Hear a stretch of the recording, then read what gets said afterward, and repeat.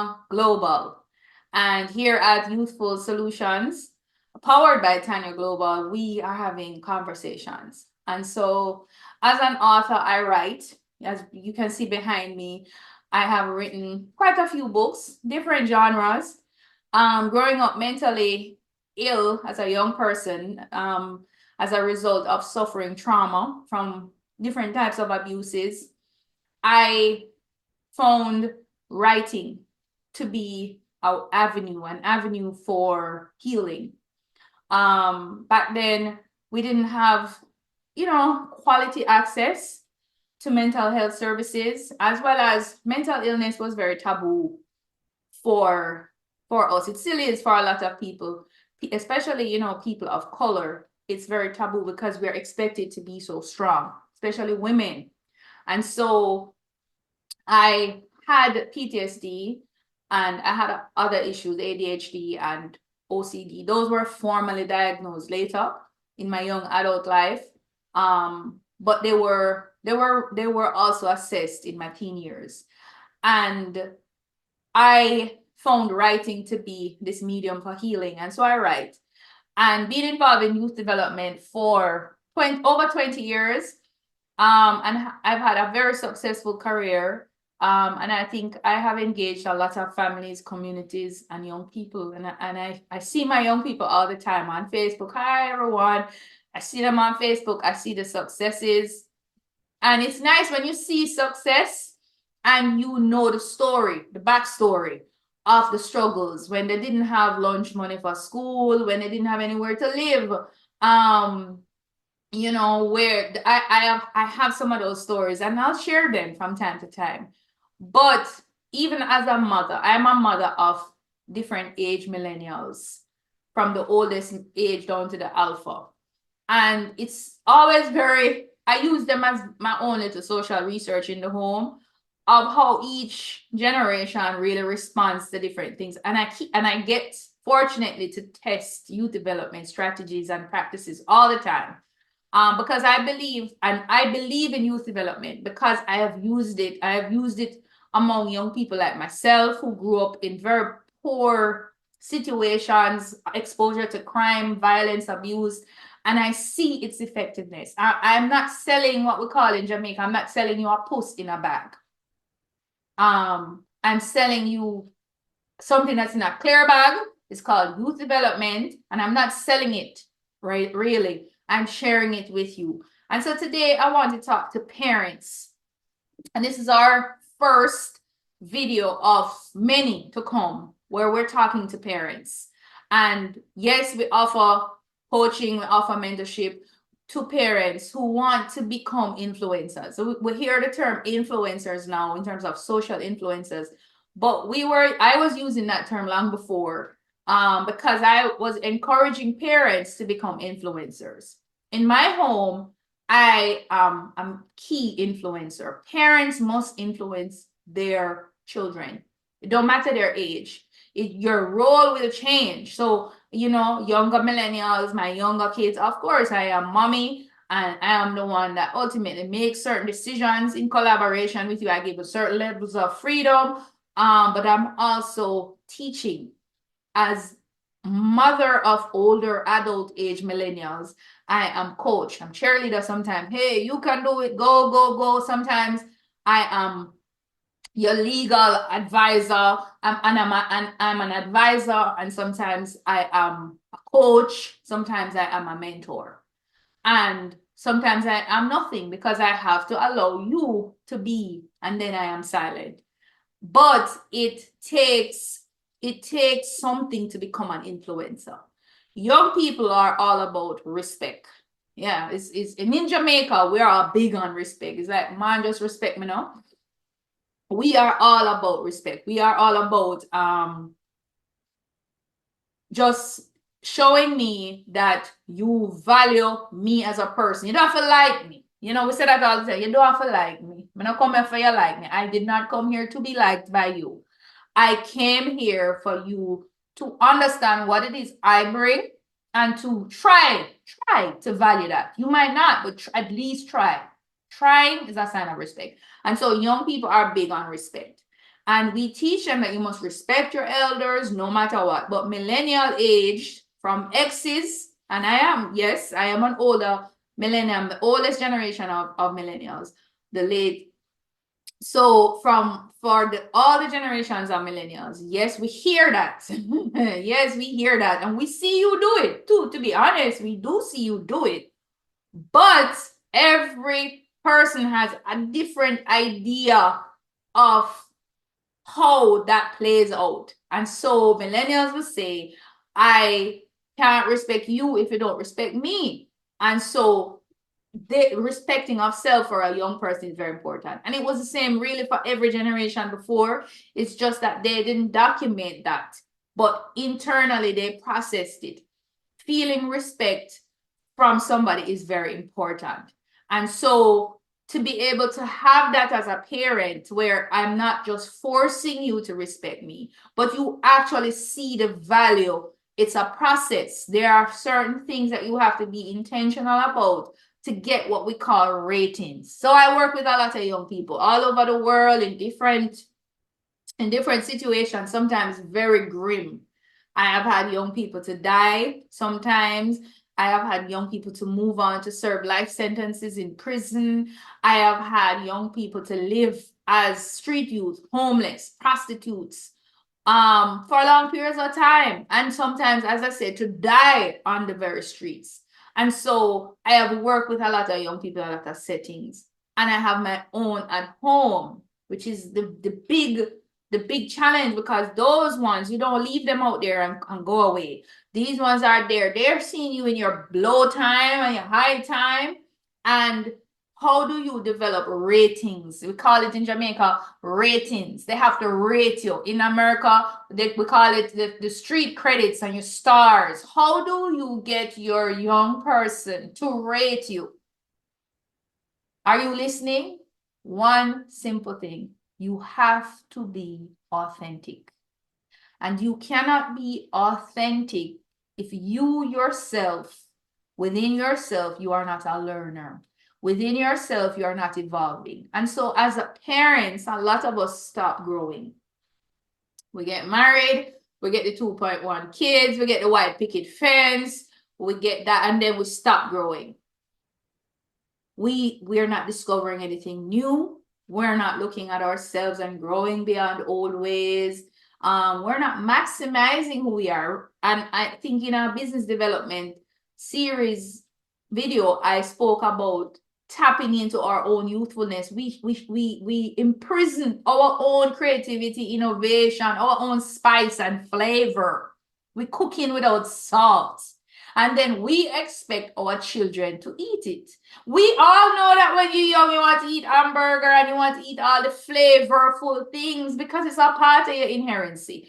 But over time, we get used to eating bland food, and then we expect our children, we expect as parents that they will like it, and they won't. You have to stay flavorful. You have to stay real. You have to stay growing. And especially now in an era where there is so much information and young people can grow and learn things about ancient times, they need to know that you are there as a source of information. You are there as a standard. You are consistent as a standard of authenticity. So as they grow and develop and explore and experiment, they need to know that you are the anchor that is also growing, exploring, but staying there at a certain standard. And that's a hard balance for some of us. So you have a lot of parents using slang, what up my nigga, what up my dog. Your kids don't necessarily want to hear that all the time. Now and again, they want to know that, mommy or daddy is aware of the sayings. They know a one artist that's on the charts, but they don't want you to be their friends. They need you to have a standard. What they do need is for you to be authentic. What they do need is for you to be growing. It's for you to be able to say how you've grown. It's for you to share yourself. And this is something that, in Western societies, we take it for granted that we know our parents. Because I am your child. I came out of your loins, your sperm or your egg made me. I automatically know you. In ancient times, they believe that, and I believe that, yes, we do carry all of that memory of our ancestors and we do have them on the inside. But because of all of the technology, all of the disaggregation in culture, we don't know how to tap into these. And so we don't automatically know. And you will have to share and you will have to grow in an intimate relationship with your children.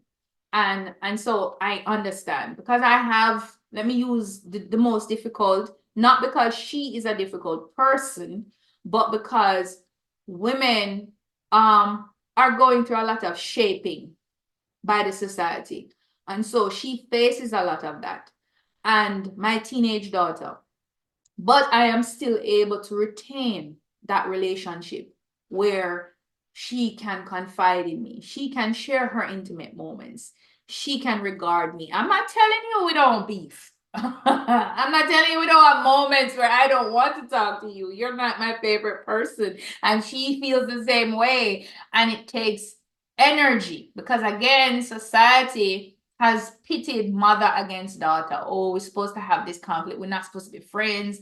We're supposed to have this attitude, and no. And so we have to fight that, and we have to challenge those norms. So I stay young. I stay challenging norms. I stay authentic where there are social norms for me as a mother, for me as a woman, as a partner, that I will not accept. I will beat against it as if I'm a young buck until the wall breaks, and I will not accept those social norms that are not productive, they are not positive.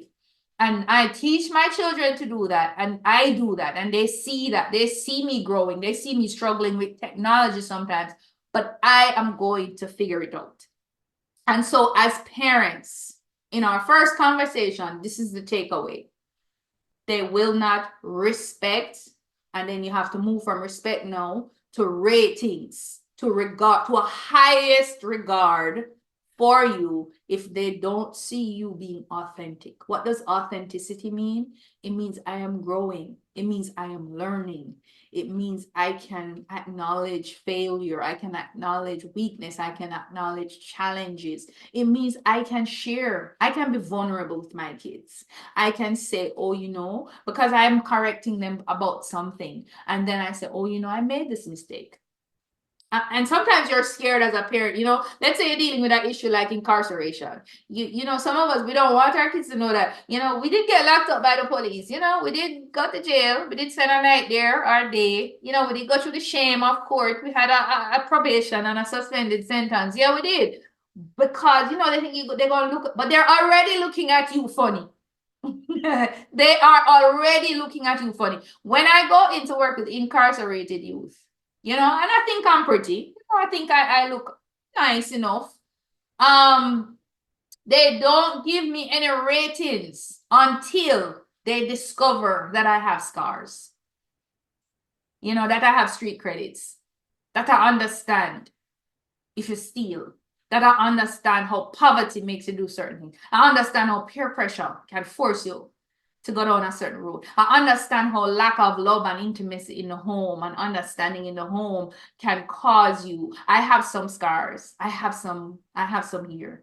That authenticity, it gives me an opening, not just to them as a person or as people, but to their souls as a whole being, a whole person, as to their souls.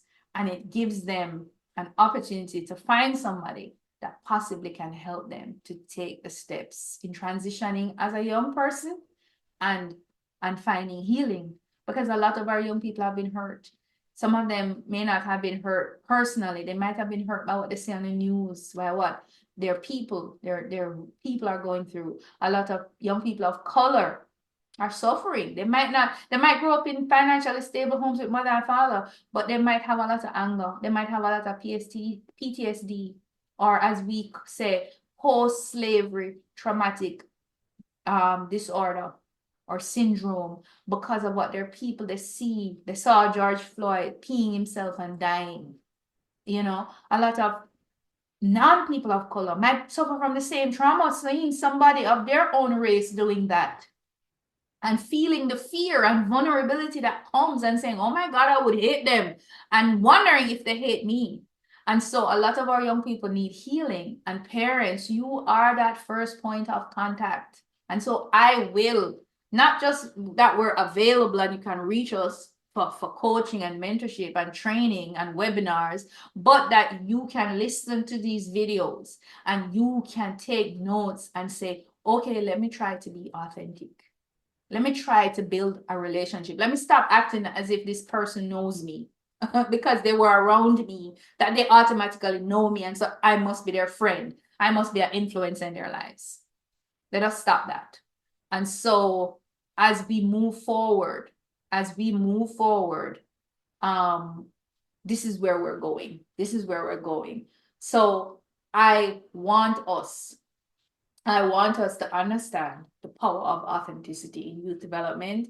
And as we continue to share our practices and our principles with you as practitioners, powerful stuff that we've seen, because we've had to replace a lot of parents. We don't want to, but we've had to, because the young people didn't have that influence. And so we've had to do that, and we've seen the positive outcomes. And so we want to share that with you. So again, this is Youthful Solutions, powered by yours truly, Tanya Global. And join us again another time for another conversation, another reasoning, as we try to empower people, nations, communities, families, young people to be great and to achieve greatness. Thank you.